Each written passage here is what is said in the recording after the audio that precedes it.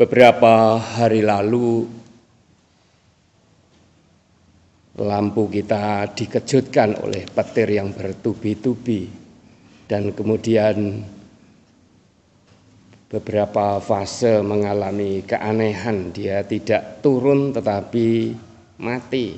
Jadi kalau sudah begitu kami yang ada di sini, karyawan yang tidak tahu persis salurannya pasti juga nggak bisa ngatasi. Kalau cuma jeglek istilahnya kami bisa ngatasi, tetapi kalau sudah kena di salurannya agak kesulitan.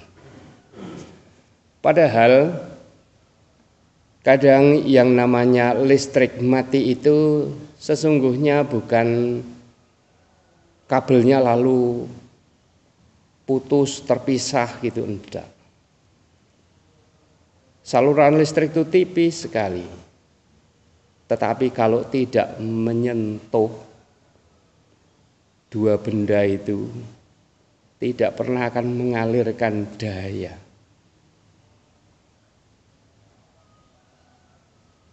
Jadi itulah kekuatan listrik. Kalau tidak menyentuh, tidak akan mengalirkan daya. Tetapi kalau kita menyentuh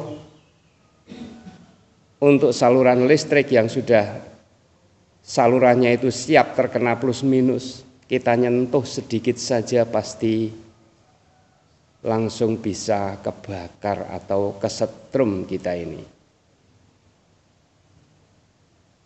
Kita semua saudara-saudariku sekalian sesungguhnya adalah juga aliran dari cinta kasih Allah, yang modal kita itu bukan modal kekaguman dari jauh.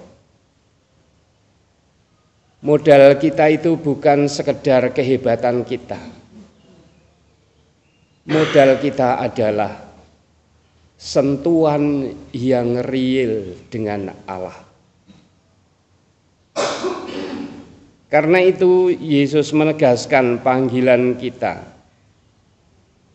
untuk sungguh-sungguh bersatu, memahami bahwa hidup kita ini akan menghasilkan buah ketika kita menyatu dengan Allah.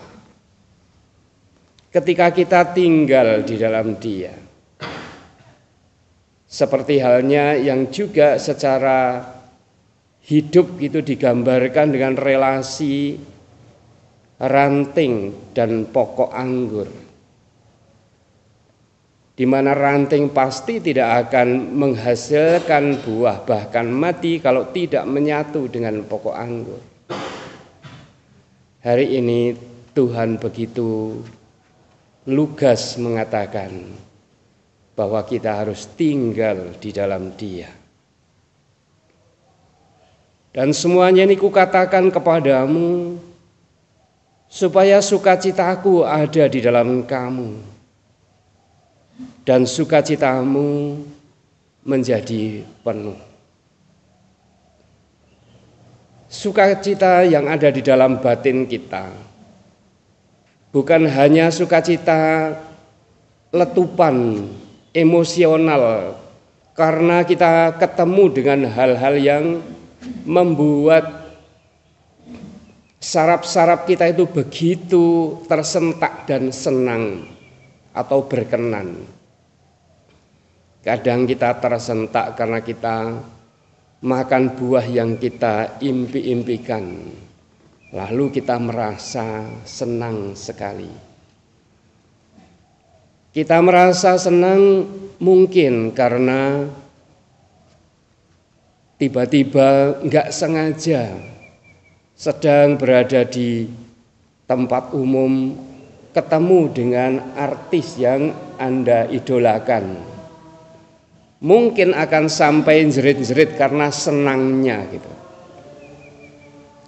Senang karena sekian lama membayangkan pasir Gunung Bromo. Begitu sampai sana mau mendung nggak mendung, bukan mendung sih, awan. Kita tetap ada rasa senang.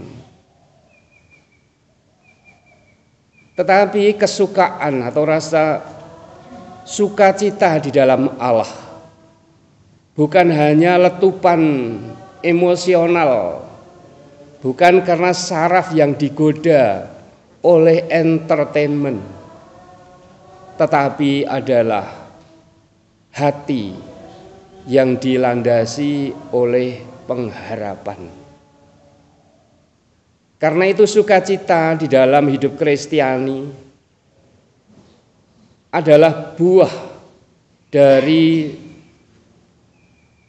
sesuatu yang berbeda dengan entertainment,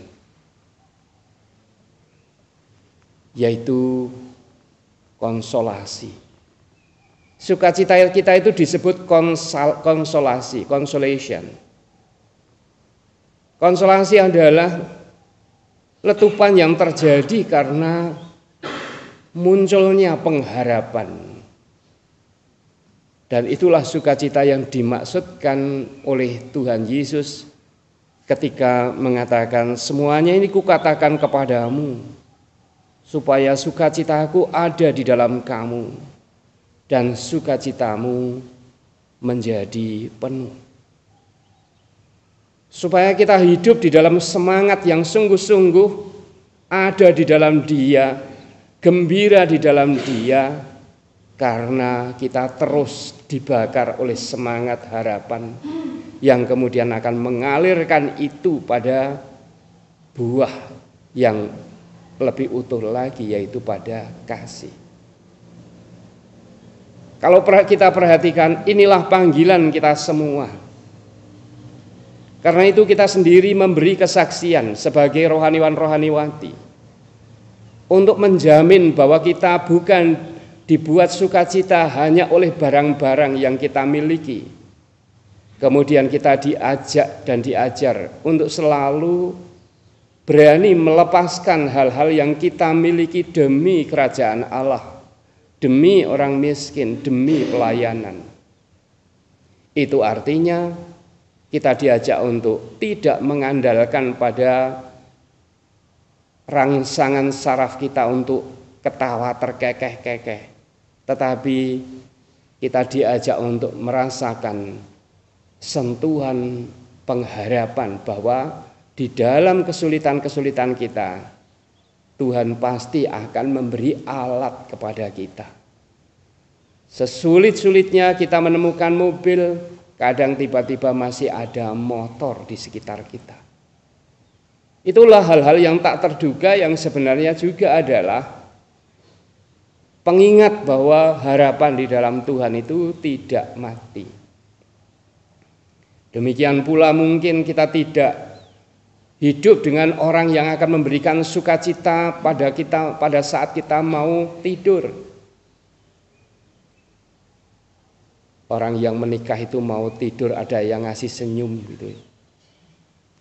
Tidur sayang. Lah kamu ya tidur sendiri lalu sayang-sayang sendiri. Tidur ah. Tapi yang pasti tidak seperti itu. Pasti kita juga akan membangun rasa tenang dulu juga lewat doa. Bangun tidur pun juga gitu. Kita tidak mengandalkan senyuman orang lain yang kemudian ketika bangun lalu kamu juga bangun gitu. Enggak. Tapi ketika kita bangun sadar bahwa Tuhan menyertai kita. Dan itulah pola yang sudah kita hidupi. Jadi kalau saya ngomong ini bukan barang baru, tetapi sudah Anda hidupi. Ada yang 8 tahun, ada yang 9 tahun. Dan kini akan mengikatkan diri. Dan banyak contoh lagi.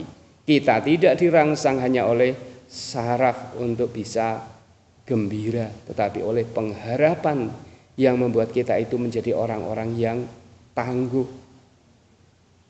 Dan Petrus serta teman-temannya sungguh menyadari hal ini. Karena itu ketika terjadi konsili Yerusalem, hari ini kita mendengarkan bagian terakhir yang seolah-olah menjadi pola bagaimana gereja itu bekerja.